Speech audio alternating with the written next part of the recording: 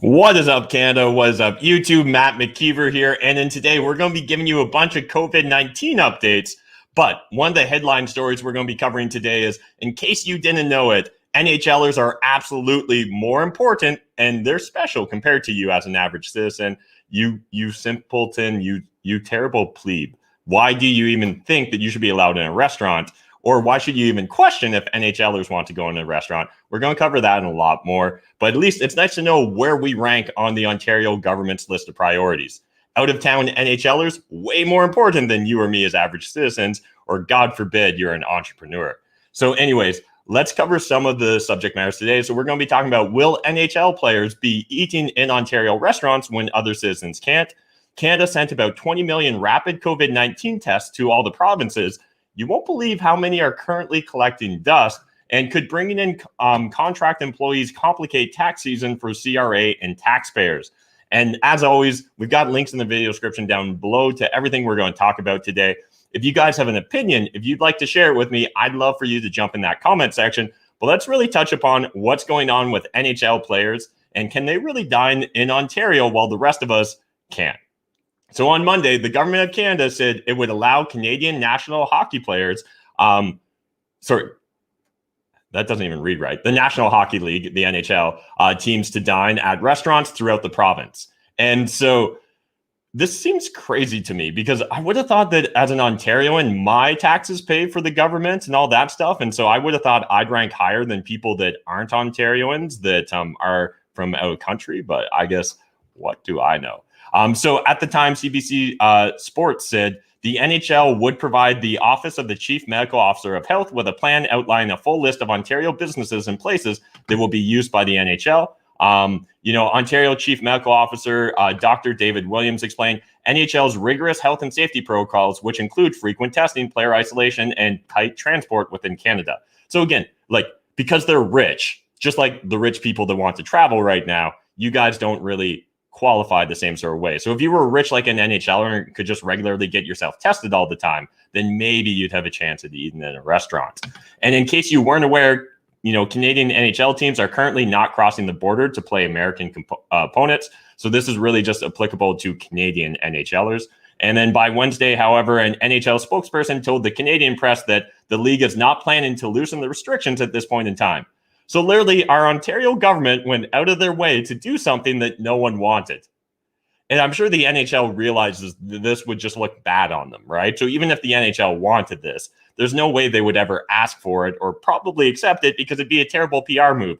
But I'm glad to see that the Ontario government's not afraid of a terrible PR move, even if it is at the cost of Ontarians. So what do you guys think? And so, again, according to current NHL protocol, teams can offer its players and personal modified buffet service, with said service provided by an attendant who is maintaining proper physical distancing. And, we've got a quote here from the Director of Media Relations for the Toronto Maple Leafs. We have a dining space within each hotel that we go to, and that's where the team meals are happening. They're all following the proper protocols that the NHL and the province put forward, proper spacing. You're always sitting at the same seats within the dining area. It's not something where the team can go out for a night out on and just dine out at particular restaurants. On Thursday, the NHL further enhanced its COVID-19 protocols as several players and teams across the league remain sidelined due to the virus. In addition to heightening its testing practices, the NHL wants players to only venture into society for essential purposes, but the Ontario government's telling them, nah, don't even worry about it, bro. And finally, the press release actually reads, to reduce the introduction of infection into the team environment, effective immediately, all players, coaches, train staff, equipment staff, and other members of each club's traveling party will be required to remain at home and not leave their place of residence. So this is actually just ridiculous.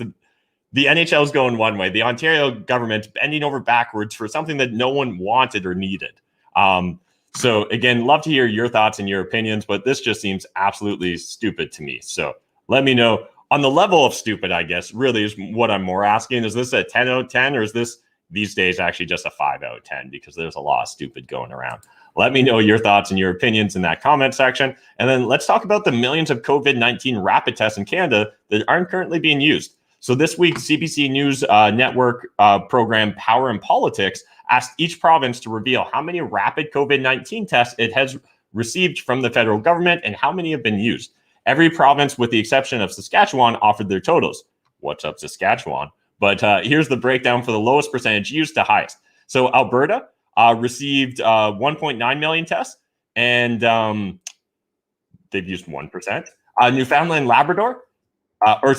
I can't even read. Okay, yeah, 0.89%. Sorry, I was questioning whether I was misreading there. Newfoundland, Labrador, 0.9% of their tests. Quebec received 2.6 million tests and has used 1%. Manitoba has used 1.5% of their 620,000. New Brunswick just burning through these tests at 4% used of 284,000. Nova Scotia is 5% at 287,000. British Columbia at 17% of 1.3 million. Ontario at 18% of 5.4 million. And Prince Edward Island at the highest at 25% of 37,000 tests. And so Trudeau's reaction to this, during the media availability on Wednesday, Prime Minister Justin Trudeau broached the topic of all the unused rapid tests and encouraged provinces to do better. And a direct Trudeau quote is, "We know that rapid testing, even right now with the variant spreading, is really important to get us to a place where we're starting mass vaccinations with lower and lower case counts. So as we've sent close to 20 million rapid tests across the country, we're really hoping and excited about the different ways and innovative, creative approaches to using them." So right now, it seems like we paid for a shit ton of tests. No one's using those tests, and no one really has a really good reason for why we're not using them. But I'm glad we spent all that money really fast. So Dr. David Naylor, co-chair of the COVID-19 Immunity Task Force and a member of the federal government's COVID-19 testing and screening expert advisory panel, told the CBC the rapid tests are not as accurate as full-fledged lab tests, but he also argued the importance of using them to determine infectivity. And explained Dr. Naylor, here's a quote, "You have to conceive of them as screening tests. If you get a positive, you want to confirm it with the gold standard test still. But the point is, we need the information. We cannot be willingly ignorant when we have the tools that we can shed light on what's going on in these settings where people are thrown together, where the risk of transmission is quite high." So I'd love to hear your thoughts, your opinions. Did I misread between the lines here? Is there a reason why we're not using these rapid tests? Do you think the government just wasted a bunch of money buying and distributing all these rapid tests? Or do you think that they'll come in handy later when we figure out innovative ways to use them? I would have thought we would just use them. But anyways, let me know your thoughts and your opinions in that comment section.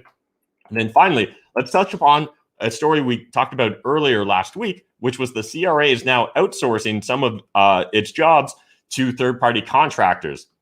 And obviously, as you could imagine, the CRA union was less than impressed with that. So the Canada Revenue Agency has contracted Maximus Canada, which is a company that focuses exclusively on providing services to government to handle calls related to emergency benefit inquiries.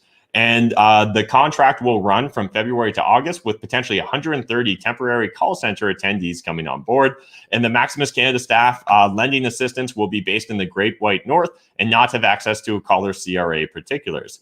Mark Breyer, the president of the Union of Taxation Employees, is concerned by this move. And he said, "I understand that these people might not have access to employee CRA system, but what if a taxpayer thinking they're calling CRA inadvertently gave confidential information to the employees of the third party? That can certainly happen, so we're concerned with that." The CRA has said these incoming temporary staffers will be trained using in-house materials and procedures. If a caller asks specific questions regarding their account, they will have to be passed over to full-fledged CRA agents. Now, I'd love to hear your thoughts. Do you think this is actually going to solve anything, or is this just going to add another layer of bureaucracy and another buffer where it's going to be like you're going to call and they're going to be like, "Hey, I'm the third party." And you're going to be like, "Yeah, I actually have a real question." They're going to be like, "Awesome, let me put you on hold. I'll get you CRA." And then you're just going to be on hold a little bit longer rather than having just been able to get through to the CRA's hold line right away. Let me know your thoughts, your experiences, and have you reached out to the CRA in the last little bit? Have you seen any changes in regards to the wait times and things like that? I know we've talked about in the past, it used to be brutal back in the day when I was working as a CPA and, during tax season, being on hold with the CRA, like every tax season, I probably would spend, honestly, probably close to 100 hours on hold during those like 3 to 4 months. It's insane. But again, that's usually what you do when you're the low man on the totem pole. And obviously you can still be running your numbers on other tax files in the meantime. But again, really appreciate those of you jumping in the comments section. Love the support as always. I see Crystal in there and Ajmeed as well. So again, appreciate all the chats, guys, and love to hear your thoughts and your opinions on everything we talked about today. As well, reminder this is the end of our 4-week experiment of doing the news. So we've got one more video coming up. Next week, we're going to be mixing up the format a little bit, and we're going to keep playing with it until we find the secret sauce that maybe gets us a little bit more attention than the half a dozen people that watch these.